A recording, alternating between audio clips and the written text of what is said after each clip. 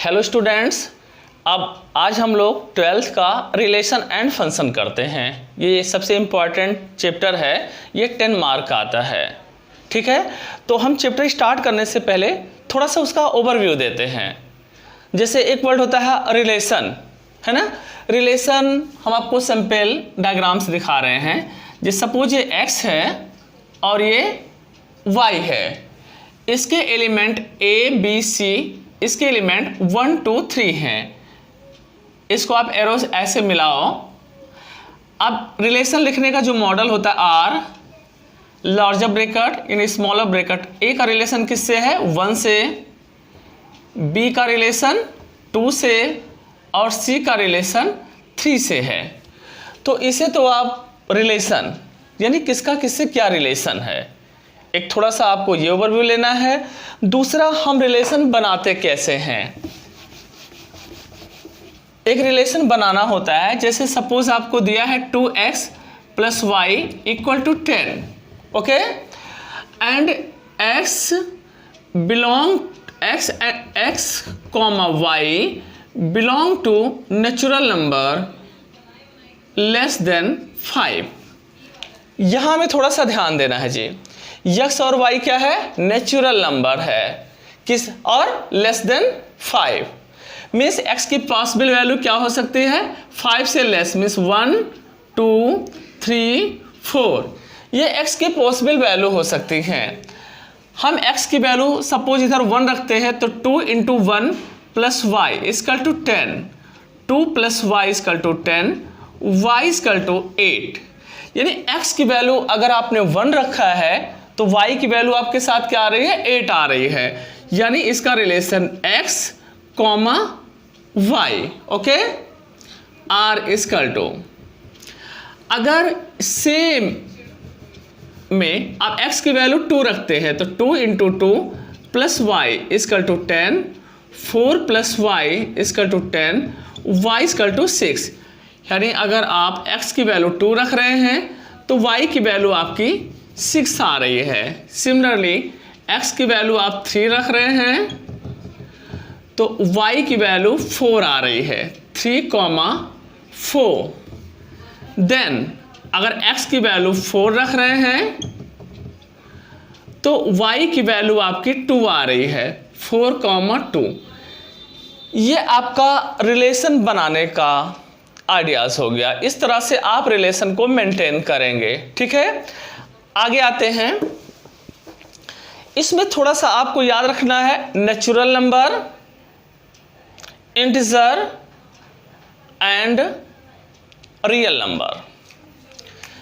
Natural number को आप n से लिखते हैं और n की पॉसिबल वैल्यू 1 2 3 4 डैश इनफाइनाइट तक जाएगा। इंटीजर को आप z से लिखते हैं, इसमें पॉजिटिव वैल्यू, नेगेटिव वैल्यू और 0 ये सारे लेने होते हैं। ठीक है, अब अगर आप पॉजिटिव लिखते हैं तो z+ लिख के पॉजिटिव वैल्यू ले सकते हैं, z- करके नेगेटिव वैल्यू का यूज करते हैं। ये सारे टॉपिक आपने 11th में ऑलरेडी पढ़ रखे हैं। और real number is indicated by r। Real number वो सारे नंबर, हर वो सारे नंबर जो आप यूज करते हैं, 0 1 2 3 4 5 -1 -2 2/3 -2/3 √7 √8, कोई भी नंबर जो आप यूज करते हैं सब रियल नंबर है। सिर्फ एक चीज नहीं लेना है, कॉम्प्लेक्स नंबर जो आपने 11th में पढ़ा है, जैसे -√7। इसका मतलब क्या हुआ? √7 आयोटा। इसको आप बोलते हैं कॉम्प्लेक्स नंबर। तो कॉम्प्लेक्स नंबर को छोड़ के जो भी नंबर आप यूज करते हैं वो सारे नंबर आपके रियल नंबर में आ जाते हैं। ठीक है, नेक्स्ट टॉपिक आप थोड़ा सा देखेंगे, domain, codomain and range. Domain, codomain and range. जैसे अभी आपने बोला था 1 8 2 6 3 4 4 2, ऐसे आपने ऐसे बनाया ना, ये रिलेशन था। अब रिलेशन को हम, ये पहली जो वैल्यू होती है 1 2 3 4 ये x की वैल्यू होती है। जो फर्स्ट नंबर्स होते हैं वो सारे x के नंबर होते हैं, सेकंड नंबर जो होते हैं वो सारे y के नंबर होते हैं। तो 1 2 3 4 ये x के नंबर हैं और 8 2 4 2 ये किसके हैं? y के नंबर। और 1 का रिलेशन किससे? 8 से, 2 का 2 से, सॉरी ये 6 था, 2 का 6 से, 3 4 4 2 ये इसके आपने रिलेशन दिए। तो x की वो वैल्यू जिसका रिलेशन y के साथ हो, x की वो वैल्यू जिसका रिलेशन y के साथ है, मेरी बात समझ रहे हैं ना? x की वो वैल्यू जिसका रिलेशन y के साथ है, जैसे 1 का रिलेशन 8 से, 2 का रिलेशन 6 से, 3 का रिलेशन 4 से, 4 का रिलेशन 2 से। x की वो वैल्यू जिसका रिलेशन y के साथ है, उन x की वैल्यूओं को हम डोमेन कहते हैं। यानी 1 2 3 4 ये क्या है? डोमेन है। डोमेन के लिए जरूरी है कि उसका रिलेशन y के साथ होना ही चाहिए। फॉर एग्जाम्पल अगर यहाँ पे कोई 2 नंबर और बढ़ा देते हैं 7 8, तो हम 1 2 3 4 को ही डोमेन कह सकते हैं, 7 8 को डोमेन नहीं कह सकते। क्यों नहीं कह सकते?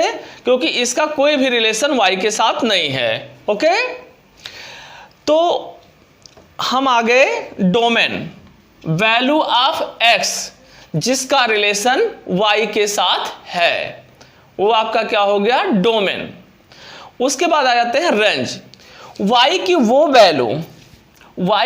वैल्यू जिसका रिलेशन x के। तो डोमेन आपको क्लियर हो गया। रेंज की बात करते हैं, x y की वो वैल्यू जिसका x हो, y की वो वैल्यू जिसके लिए x दिया हो। जैसे 8 का रिलेशन 1 से 6 2 4 3 2 4, y की वो वैल्यू जिसका x है वो आपका क्या कहलाएगा? रेंज। रेंज के लिए उसका x के साथ होना बहुत जरूरी है। It's okay. लेकिन अब फिर सिमिलरली यहाँ पे 7 8 2 नंबर अगर आप और बढ़ा दिए तो आप देख रहे हैं 7 के लिए x में कोई वैल्यू नहीं है, 8 के लिए x में कोई वैल्यू नहीं है, तो हम रेंज में 7 8 को नहीं ले सकते। रेंज में सिर्फ 8 ये 4 नंबर ही ले सकते हैं। और ये टोटल नंबर जो है वो कहलाएगा codomain. Okay, codomain. Domain the value of x की वो वैल्यू जिसका रिलेशन y के साथ है वो आपका डोमेन कहलाएगा। y की वो वैल्यू जिसका रिलेशन x के साथ है, y की वो वैल्यू जिसके रिलेशन x के साथ है वो रेंज कहलाएगा। और y की टोटल वैल्यू जिसके लिए x नहीं है वो क्या? कोडोमेन कहलाएगा। ठीक है। अब नेक्स्ट आ जाते हैं, चैप्टर पे आते हैं। हम लोग रिलेशन एंड फंक्शन में जो पहली एक्सरसाइज होगी उसमें आपको पढ़ना है reflexive, symmetric and transitive. Okay, reflexive, symmetric, transitive. Reflexive, suppose कोई x में एलिमेंट a b c है। ओके, तो रिफ्लेक्सिव का कंडीशन है r belong to a a, यानी सेम नंबर अगर आपके पास आ रहे हैं तो वो आपका रिफ्लेक्सिव होगा। जैसे x इक्वल टू 1 2 3, आप ये 3 एलिमेंट लेते हैं तो अगर इसमें 1 1 2 2 3 3 अगर इस मॉडल में आप पाए जाते हैं 1 1 2 2 3 3 a मतलब a की वैल्यू अगर आप 1 ले रहे हैं तो दूसरा a भी 1 है, a की वैल्यू 2 ले रहे हैं तो अदर वैल्यू भी 2 है, a की वैल्यू 3 ले रहे हैं तो आपकी नेक्स्ट वैल्यू 3 है। यानी अगर सेम नंबर रिपीट हो रहा है that is known as reflexive. Okay, अब इसके लिए जरूरी है कि यह 3 नंबर 1 2 3 है तो तीनों का रिपीट होना जरूरी है। ऐसा नहीं हो सकता कि सिर्फ 1 1 है, 2 2 है, 3 3 नहीं है, तो उसको हम रिफ्लेक्सिव नहीं कह सकते। ओके, यानी जितने भी नंबर हैं उनका सेम रिपीट होना ही रिफ्लेक्सिव कहलाता है। डन। अब दूसरा चीज आता है सिमेट्रिक। अगर कोई और बिलोंग टू ए बी है, ओके, तो और बिलोंग टू बी ए भी होना चाहिए।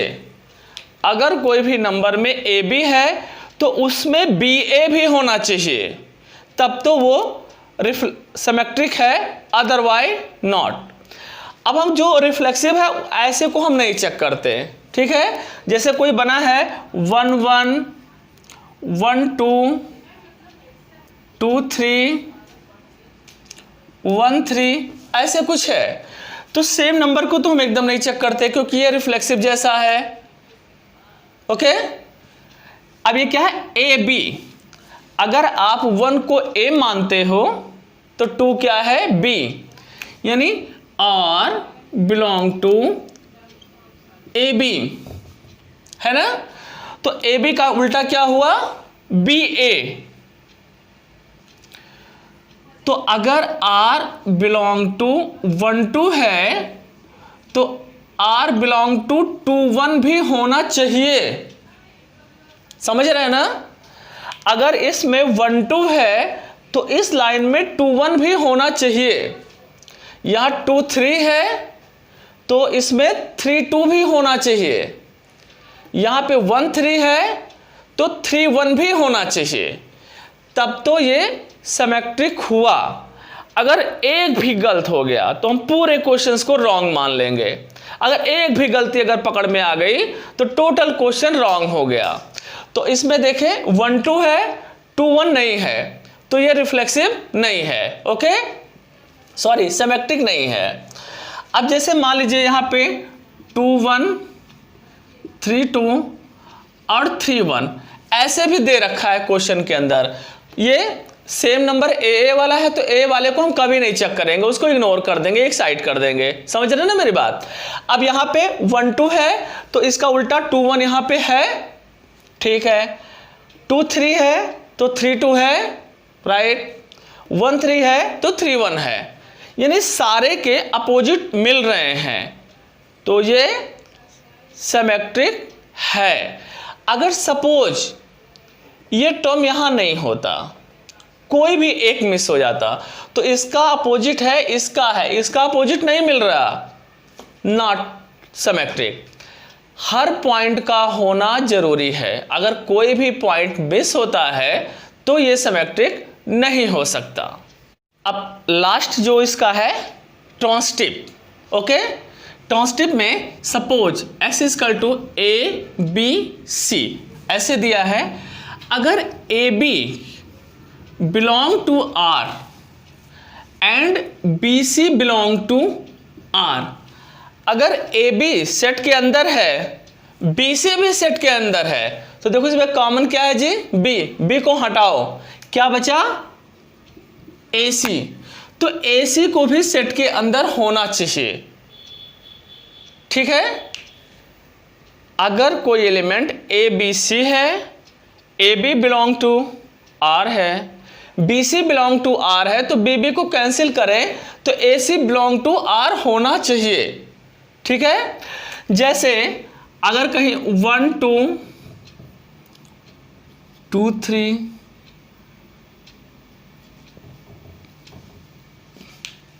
देखिए यहां 1 2 है ए बी, अगली बार क्या है बी सी, बीच को हटा दिए तो क्या बचा 1 3, 1 3 है, तो ये ट्रांसटिव है।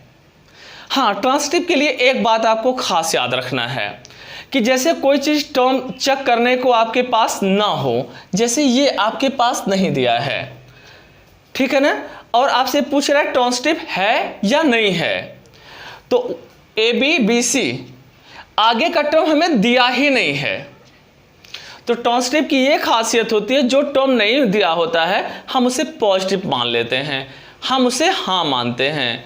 जिस चीज़ को हम चेक नहीं कर सकते उसको हम हमेशा सही कहते हैं, हमें गलत कहने का कोई अधिकार नहीं होता। ठीक है। और एक चीज़ इस चैप्टर में और आपको देखना है, कभी भी रिफ्लेक्सिव, ट्रांसिटिव और सिमेट्रिक ना कह के कभी कभी आपसे बोल देता है equivalence, prove that this equation is equivalence. Equivalence का मतलब ये हुआ कि उस इक्वेशंस को या उस रिलेशन को रिफ्लेक्टिव भी होना चाहिए, सिमेट्रिक भी होना चाहिए और ट्रांसिटिव भी होना चाहिए। तो कभी कभी ये बोल देगा कि prove that it is reflective, symmetric, transitive.